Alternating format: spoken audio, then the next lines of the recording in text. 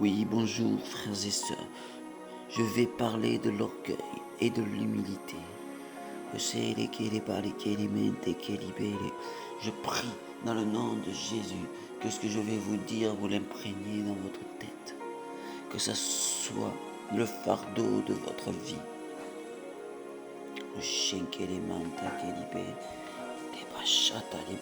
Je vais prendre le verset Jacques 4, 6. Il accorde au contraire une grâce plus excellente. C'est pourquoi l'Écriture dit, Dieu résiste aux orgueilleux, mais il fait grâce aux humbles. Il accorde au contraire une grâce plus excellente. C'est pourquoi l'Écriture dit, Dieu résiste aux orgueilleux, mais il fait grâce aux humbles.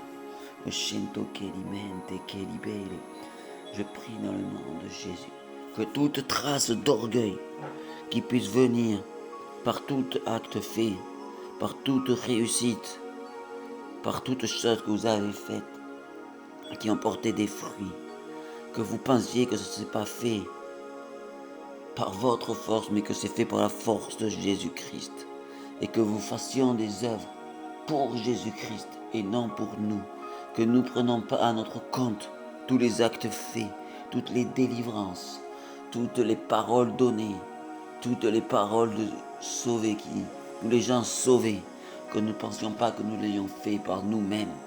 Nous ne glorifions pas, mais glorifions Jésus. Soyons humbles.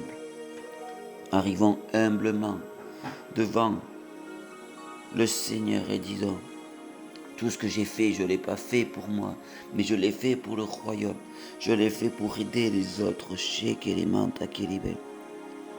C'est ma parole, c'est mon souhait que tous les chrétiens fassent les choses du royaume. Pas pour leur propre compte, ou pour dire que je suis meilleur, que je suis plus fort que toi. Pour commun, pour rivalité, non. Faisons-le par humilité.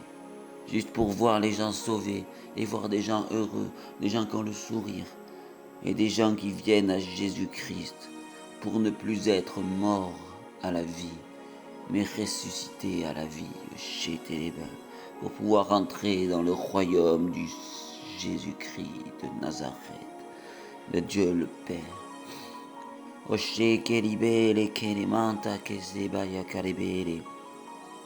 Je prie aux frères et sœurs que la gloire du ciel vienne, que la puissance feu du ciel vienne.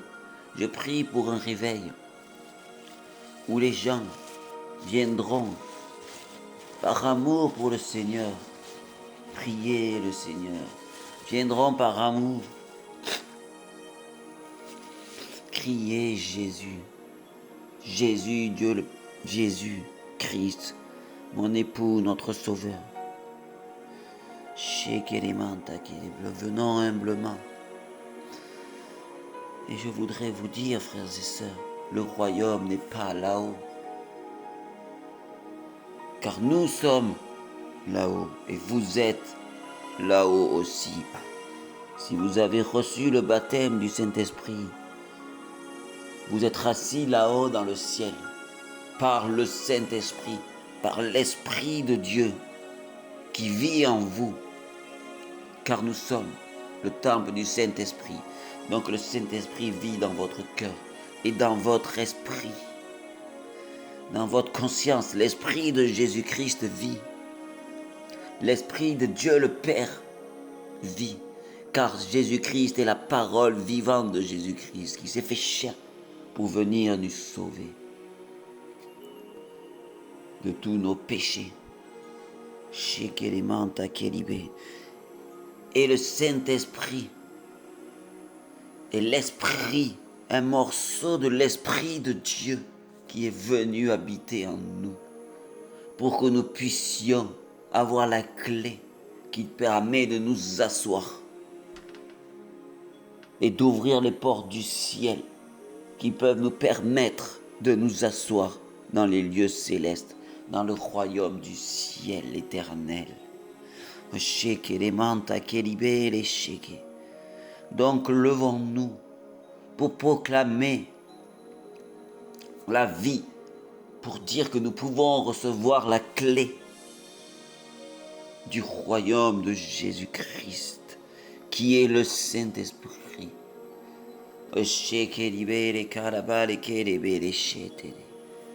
Oh, je prie, frères et sœurs, arrêtons les broutilles d'enfantillage, les querelles entre églises, entre dénominations, entre toutes ces choses. Mais croyons à un seul Dieu, Jésus-Christ, et Dieu le Père, et le Saint-Esprit qui est une seule personne qui est Dieu. Croyons tous à ces choses. Donc, unissons-nous, même si nous avons des divergences, pour ramener la Jérusalem céleste du ciel sur la terre.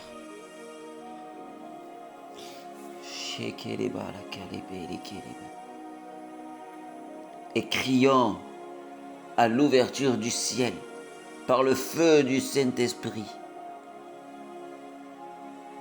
pour ramener tous les païens à Jésus-Christ, amener des musulmans à Jésus-Christ par l'amour de Jésus-Christ, non par la querelle, non par la réprimande, mais par l'amour de Jésus-Christ. Donc arrêtons nos divisions, arrêtons de nous chamailler, mais unissons-nous pour la même chose, pour amener la lumière du ciel, le feu du ciel sur cette terre. Ayons un témoignage de feu, un témoignage de lumière, un témoignage où nous ressemblons à Jésus-Christ. Par l'amour de Jésus-Christ, je crie à vous, frères et sœurs, je crie à vous.